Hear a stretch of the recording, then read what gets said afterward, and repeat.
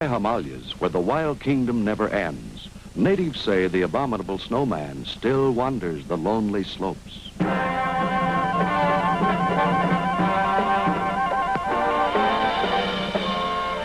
Mutual of Omaha's Wild Kingdom is presented by the company with coverage for everyone.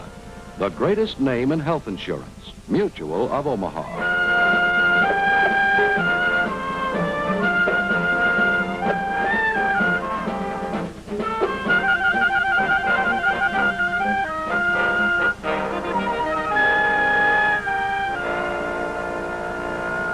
To explore and explode myths and superstitions in the Wild Kingdom, here is Marlon Perkins from Chicago's Lincoln Park Zoo. Hello. Welcome to Mutual of Omaha's Wild Kingdom. For centuries, Africans and Asians have believed that the rhinoceros horn is a powerful antidote against poisons. Many of them still believe that legend, as many North Americans believe in legends about owls. They believe, for example, that the call or the hoot of an owl is an ill omen. And they also believe that because owls face you and watch you and will turn their head when you move around them, that if you go clear around them, you can cause them to wring their own neck. Here's an American great horned owl. Let's see. They turn their head because they can't turn their eyes. Now, watch closely. That's the action that most people have missed, the fact that they will turn their head back again very quickly. Yet many people still believe the legend. Just as the caveman who drew the original drawing on his cave of these mammoths believed in legends too. He believed that to draw a picture of an animal gave him some power over that animal. And between his time and our time, many legends and superstitions have appeared and disappeared. But there are still today many legends in our language and in our beliefs,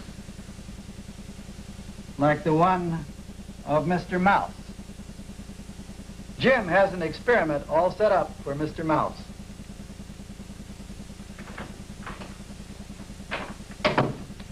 Elephants have... That's talking, Mogo. He knows you. Yeah, elephants have inspired many legends. One of them is that they're very much afraid of mice, afraid they'll run up inside their trunk. You think Mogo's going to be afraid of our little mouse here? Well, I don't know, but you know, Mogo weighs about 200,000 times what the mouse does. So I don't know. I think it's sort of wishful thinking. Let's see. Oh, Mogo, you may not like an unfamiliar object around, huh? Mogo doesn't panic anyway. Put it on top of his head, see what happens. Tickle a little bit, Mogo, huh? He doesn't seem to be too afraid, does he? Not so much. Maybe tickles a little. About all. Yeah, well, that brings up the question of how do these old legends get started? Maybe somebody saw an elephant actually frightened by a mouse one time and decided that all elephants were afraid of them. But more likely, I think, they may have seen an elephant startled suddenly by something and thought that it was a mouse nearby had been responsible, when actually it could have been a fluttering newspaper that they didn't even see. But I know for a fact that elephants are not afraid of mice because they have mice in their stalls right here in the zoo. And many times I've seen an elephant with a blast of air blow a mouse clear out of his stall. You about blew this one off just then. Yeah. Well, you know, this trunk is very handy. I know there's some confusion on how an elephant drinks. Some people think that an elephant drinks through its trunk. But of course, it's actually the trunk is used to help drink. And he sucks water up into the trunk and then simply squirts it into his throat. I think we can demonstrate this. Oh, Mogo. Here you go. Now, don't drink so sloppy. Oh, boy.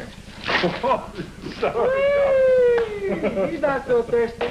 That gives you a pretty good idea of how they drink, all right, doesn't it? That trunk's handy for a lot of things. They fill up their trunk and then they squirt it either in their mouth or all over themselves, and us too. Well, Jim, I think it's time to take old Mogo and his little friend the mouse back into the other part of the zoo. The keepers will help you over there, and then join me over there at the vulture, will you? Okay, come on, Mogo. Bye, Mogo. Here we go. Out the door.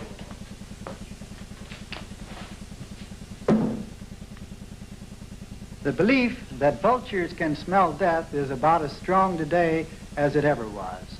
Moving pictures are still using the hovering vulture to let their audience know that death is approaching. But this raises some pretty interesting questions. Do vultures really smell death coming? Do vultures smell anything at all? Do vultures locate their prey by sight or by odor? Well, let's experiment. Well, to do this experiment, I have a king vulture from South America, and I've been working with him so he feels at ease in this lab. I have 2 pans of meat. One of the pans, as you can tell, quite rancid. This has been sitting out for about 5 days in the sun. And I have it covered with gauze so that our vulture over there can smell it, obviously, through the gauze, but he can't see it.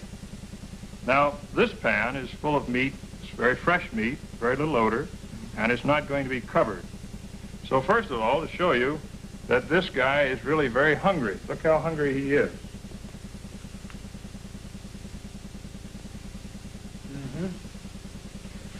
Here, you can have it all. Now, the first experiment is to try the pan with the gauze on it. Let's see if there's any reaction at all. Boy, if she can smell that like I can, there should be a reaction. I don't understand why she can't smell it. Okay, that's negative. You hold that. Now, let's see the reaction when I put down some meat that's fresh, but no odor to it, but she can see it. Well, that's a pretty fast reaction. Very fast. I think in this case, Marlin, it looks like this bird used sight and not smell to find this meat. Yeah, Jim, but what's that going to do for all those wonderful Hollywood movies that show the hero staggering across the hot sands with the vultures hovering overhead? Well, I think we underestimate the sight that a vulture has. From 5,000 feet, when this bird's flying over its territory, it can sight animals that look a little bit peculiar in their behavior. For example, an animal that's sick or wounded, one that's falling behind a little bit in the pack or the group. And these are smart enough to predict the actions of an animal by what they see when the animal's going to die, so they simply wait for it. Well, the legend is almost true then. They see death approaching rather than smell it. Of all the myths and legends about animals, the most common type is their ability to predict the future, especially about the weather. Some believe that furred animals will grow exceptionally heavy pelts in anticipation of a severe winter. Another belief is that squirrels put away an extra supply of nuts if the approaching winter is going to be long. And of course, the most famous of all the weather prophets is Old Man Groundhog. Each February 2nd, he's supposed to come out of his burrow and observe the weather. If he sees his shadow, he decides that spring is still 6 weeks away, and so he crawls back down in the hole to go to sleep again. What about all these superstitions? Well, I've checked the Weather Bureau records year after year, and I find that there's absolutely no scientific connection between any of these animal activities and the actual state of the weather. This is a rare albino groundhog. Neither he nor any other animal can predict what the weather's going to be. They can't make any better predictions about the future than you or I can. Jim, if you could predict what was going to happen to you within the next 6 weeks, do you know what might be one of the very first things you'd do? Oh, I guess not. What? Well, you'd call your Mutual of Omaha man and have him put your health insurance program in shape. You're about the healthiest looking fellow I know, but you're not immune to unexpected sickness or accident. And neither is anyone else. Every day we're reminded that it can happen to us. But then, like the groundhog, we go to sleep and don't do anything about it. I've seen the financial hardships that come when the breadwinner can't work for a long period of time. That's why I urge you to get the kind of health insurance that not only helps pay the medical and hospital bills, but can provide you with a regular monthly income until you can go back to work again, even for a lifetime. Mutual of Omaha Income Protection Insurance can provide you up to $500 a month as long as a covered sickness or accident keeps you from working. And it has a lifetime benefits feature. So you can't count on the predictions from our little friend the groundhog, but you can count on Mutual of Omaha when you're sick or hurt and really need help. And remember, the renewal safeguard feature in your policy protects you against cancellation due to changes in your health or the number of times you collect benefits. See your Mutual of Omaha man tomorrow. He represents the company with coverage for everyone, paying out more than $3,300,000 in benefits every week. Nearly everyone believes you can charm a snake with music. Things going all right, Jim? Yeah, I've got the cobra in the basket. I'll go on out and get the lamp set up. Nervous spirit. Not used to sitting on the fist very much. Come on up now. Attaboy. Come on. Whoa. Oh, well, we'll have to train you a little bit next week. There we go. The cobra's all yours, Marlon. Okay, Jim.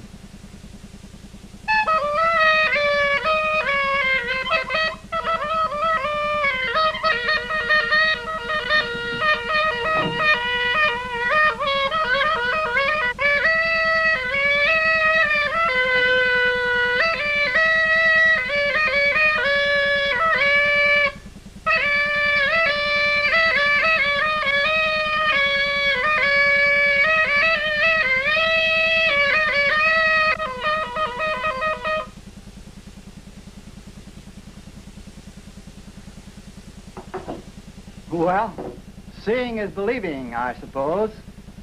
Almost any tourist in India could see a similar thing in front of almost any hotel. But I knew there was a lot more to the story. So when I was in India recently to join Sir Edmund Hillary's expedition to the Himalayas, hearing of a snake charmer's school, I decided to film the whole story. The snake charmer's school is in the tiny village of Molar Bund, just off the main road between New Delhi and the Taj Mahal. Snake charming is the only means of livelihood for the men of Molar Bund, and youngsters learn about handling snakes like our youngsters learn to play with cats and dogs. Along the river's edge, mynah birds have dug deep holes in the hard clay banks for their nests. When they abandon these holes, cobras often move in.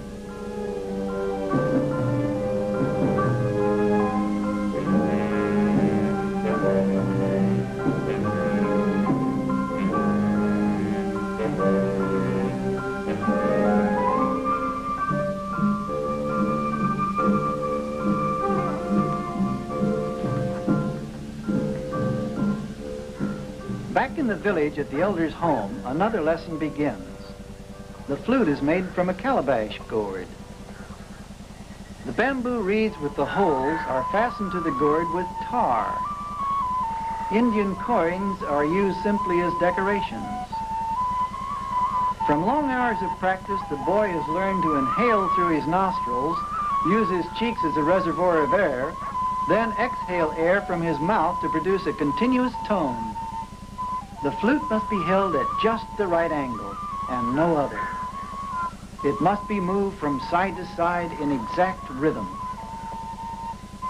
The boy imitates carefully, and when the elder is satisfied, the flute is passed on to the other pupil. Besides the flute, the student snake charmer must learn to use the drum.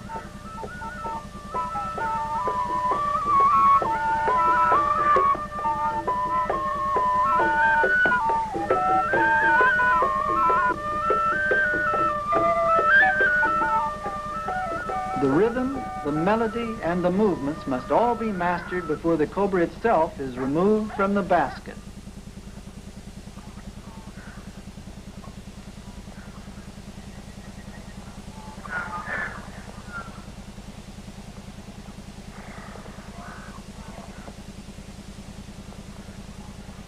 The elder shakes his hand to attract the cobra's attention. This is a game only the experienced can play. A snake charmer isn't allowed many mistakes.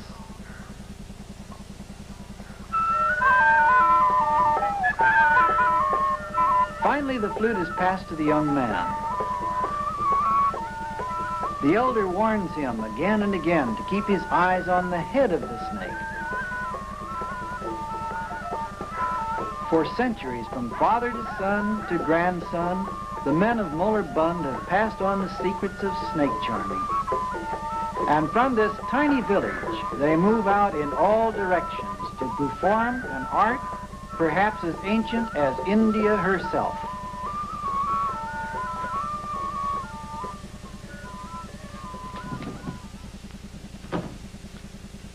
I'm not going to play the music this time, and I think you'll see the identical reactions of the cobra, because actually cobras are deaf, like all snakes. They have no external ears, but they have pretty good local vision, close-by vision. And so as I move this extended object on the end of the flute, if I move that near him, he responds, because it's the closest object to him. And so by moving it back and forth like this, you get the so-called famous cobra dance. Actually, the music from a flute like this is to charm the audience, not the snake. As a matter of fact, the belief that music charms snakes is a myth that's perpetuated by men like those from the village of Molerbund who make their living on the strength of that belief. There are more myths and superstitions about snakes than any other animal. The very word snake has become synonymous, rightly or wrongly, with the word treachery. Just as the word gorilla has become synonymous with a ferocious, savage brute of circus handbills and Hollywood movies. Gorillas aren't as surly and mean as their reputation. I have a little experiment I'd like to show you. Bring in Ferocious Freddy. Ferocious Freddy's a little timid of me now, so I got his good buddy Sam to help bring him in. Okay, Sam, put Freddy right up on the table here. Gorillas are very timid animals. They're afraid of snakes and any new object. They're even afraid of squeaky toys like this one. Oops. Oh, Freddy. Oh, okay, Freddy, here. Okay, here, I take it all back. Here, now, you want to come over here and have some food? All right. Freddy's going to be just as afraid of a squeaky toy when he gets full grown. But you know, the full-grown gorilla in the wild state is the protector of his family.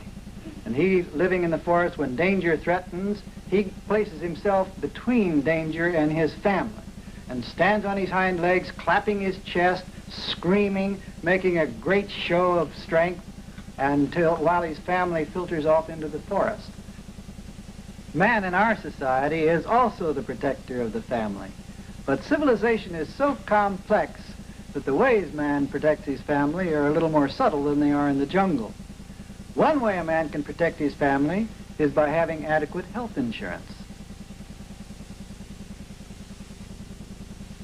I'd like now to examine the legend of the abominable snowman.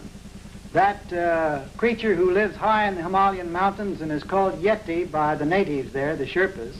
They say he's a huge animal, man-like, standing on 2 feet, as much as 7 or 8 feet tall, with long arms that hang down to his knees, reddish, black, or brownish hair. He's ferocious, eats yaks, and sometimes people, or carries them off. But he walks like a man out through the snow, leaving telltale marks behind him. The very best photograph of Yeti foot tracks or abominable snowman foot tracks was taken by Eric Shipton, the British explorer, in 1951.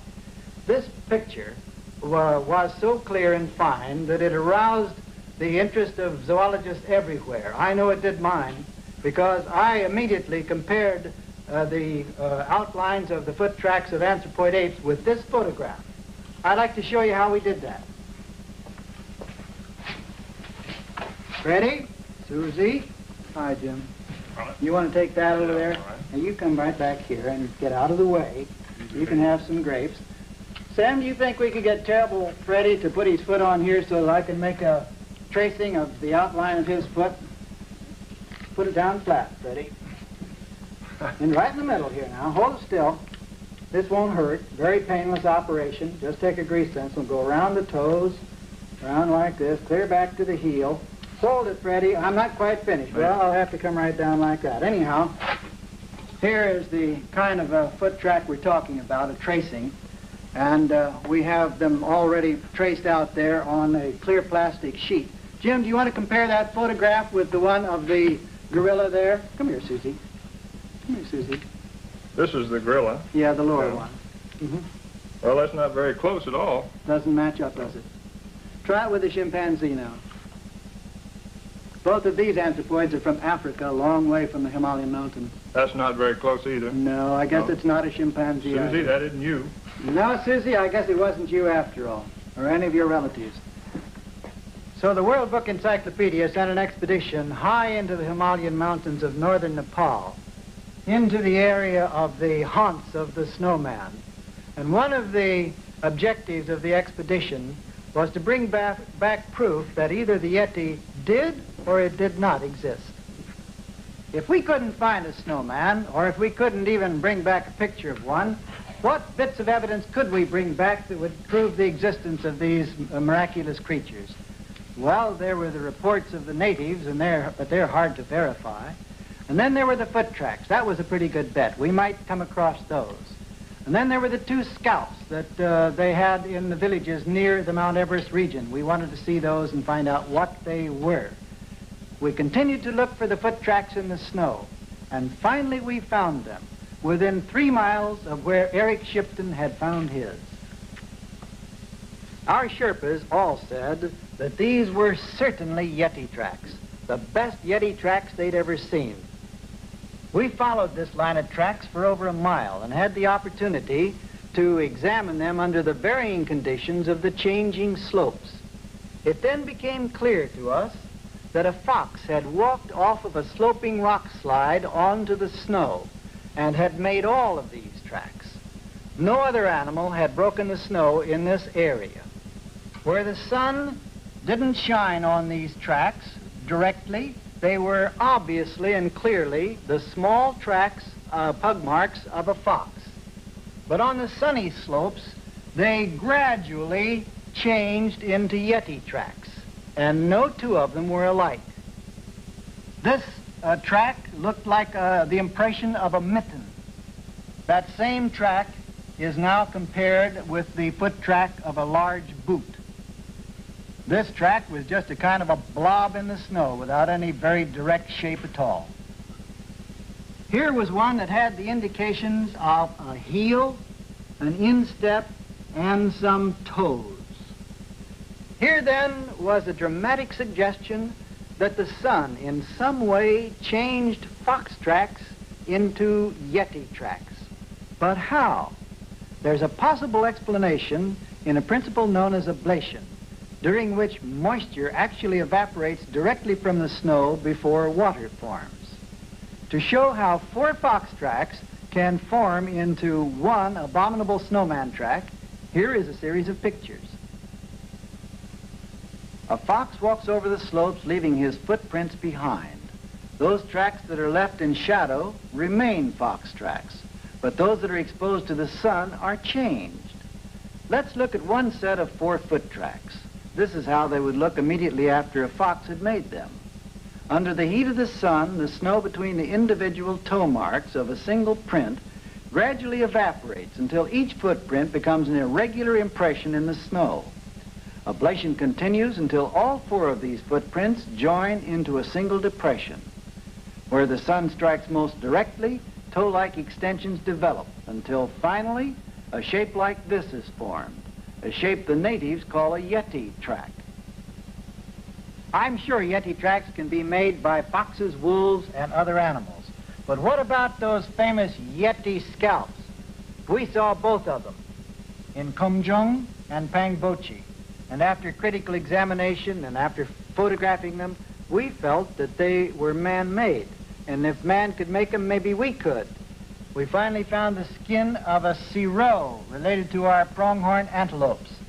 And after making a mold of wood, the same dimensions as the Kumjung scalp, we stretched the skin over and came up with our version, a copy of the famous scalp. But we felt that we needed verification.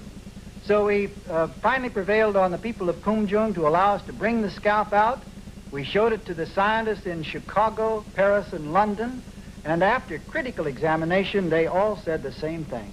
They said that the Kumjung scalp was made from the skin of the Himalayan sirop, probably much as we had made ours. You know, this scalp is believed by the Sherpas to be the protector of their village. If it leaves the village, bad luck may befall them. But you know, if I wanted protection, rather than an old piece of goat skin, I think I would much rather have a good solid health insurance policy. The Sherpas have their snowman, just as every other continent has its legends of strange animals living just beyond the reach of man, somewhere deep in the wildest part of the wild kingdom. Are all of these legends merely legends? I don't think so. It's true we didn't find a snowman and don't believe there is one. But the Sherpas will continue to believe in the Yeti because legends are passed on from generation to generation. So there will always be legends and superstitions to examine, and man will continue looking for them deeper and deeper in the wild kingdom. The company that has paid out more than $1.6 billion in benefits has presented Mutual of Omaha's Wild Kingdom. For more information on modern health insurance, write Mutual of Omaha, Omaha,